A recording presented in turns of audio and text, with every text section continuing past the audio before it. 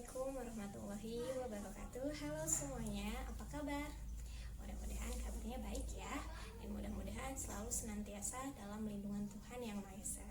Jangan lupa jaga kesehatan dan tetap semangat belajarnya.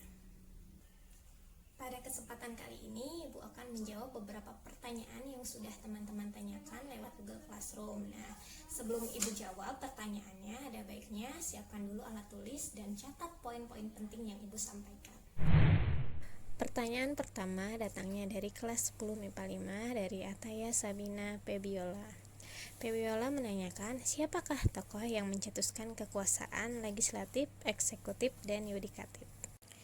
Tokoh yang pertama kali mencetuskan tentang teori pembagian kekuasaan adalah John Locke. John Locke membagi kekuasaan menjadi 3 bagian, yaitu kekuasaan eksekutif, legislatif, dan yang terakhir kekuasaan federatif. Kekuasaan eksekutif menurut John Locke adalah kekuasaan untuk menjalankan undang-undang. Sedangkan kekuasaan legislatif adalah kekuasaan untuk membuat undang-undang, dan yang terakhir kekuasaan federatif adalah kekuasaan untuk menjalankan hubungan luar negeri. Teori pembagian kekuasaan menurut John Locke kemudian disempurnakan lagi oleh Montesquieu. Montesquieu membagi kekuasaan negara menjadi 3. Yang pertama adalah legislatif, yaitu kekuasaan membuat undang-undang. Yang kedua eksekutif, kekuasaan untuk menjalankan undang-undang. Dan yang ketiga adalah kekuasaan yudikatif, yaitu kekuasaan yang bertugas untuk mengadili apabila terjadinya pelanggaran undang-undang.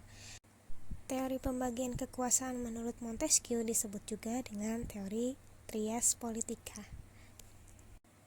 Teori Montesquieu lah yang kemudian digunakan di Indonesia. Pertanyaan kedua dari kelas 10 MIPA 1, yaitu dari Adelia Agustina. Adelia menanyakan, mengapa Indonesia harus menganut teori pembagian kekuasaan? Pemisahan kekuasaan merupakan suatu cara pembagian dalam suatu tubuh pemerintah agar tidak ada penyalahgunaan kekuasaan. Pemisahan kekuasaan juga merupakan suatu prinsip normatif bahwa kekuasaan itu sebaiknya tidak diserahkan kepada satu orang yang sama.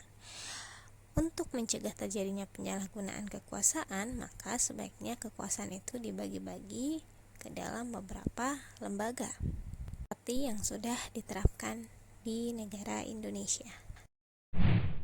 Oke, lanjut ke pertanyaan ketiga dari Rizky Ekaswari. Nah, di sini nggak ada kelasnya nih. Nanti tolong Rizky tulis di komen ya, kelas berapa. Pertanyaannya yaitu, antara presiden dan DPR yang paling tinggi kedudukannya siapa? Nah, di sini Ibu tampilkan bagan susunan lembaga negara Indonesia sebelum amandemen Undang-Undang 1945. Bisa dilihat di sini bahwa MPR dan Undang-Undang Dasar 1945 itu menempati posisi atas, yang artinya presiden itu posisinya di bawah DPR dan DPD. Tapi kita lihat yang sesudah amandemen. Oke, ini dia susunan lembaga negara Republik Indonesia setelah amandemen. Setelah amandemen, ternyata lembaga-lembaga negara itu semuanya sejajar ya. Yang menjadi induk atau yang menjadi tertinggi itu adalah Undang-Undang Dasar 1945. Jadi dapat disimpulkan bahwa kedudukan presiden serta MPR itu sejajar, tidak ada yang lebih tinggi ataupun tidak ada yang lebih rendah. Oke, untuk hari ini Ibu cukupkan, nanti pertanyaan selanjutnya akan Ibu bahas di lain kesempatan ya. Sampai ketemu lagi minggu depan. Wassalamualaikum warahmatullahi wabarakatuh.